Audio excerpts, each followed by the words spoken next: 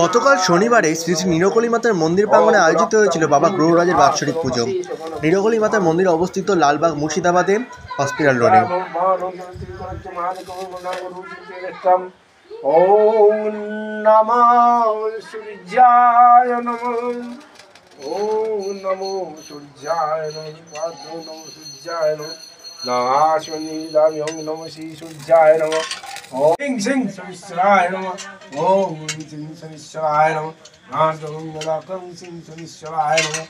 নীলাঞ্জন চায় প্রখং রবিসূতং মহাগ্রহম ছাগরভৌ সম্ভূতং বন্দে ভক্তা শনিশ্চরম। ওম সিং শনিশ্চরায় নমঃ। ওম কাশ্যপ গোত্র মধুমিতা দাস কাশ্যপ গোত্র,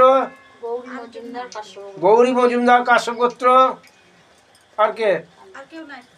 ওম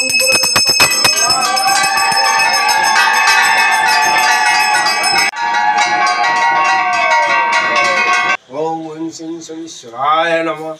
নীলাঞ্জন চায় প্রখং নবীসূতং মহাগ্রহম ছায়াগর্ভৌ সম্ভূতাং বন্দে ভক্তা শনিশ্চরম।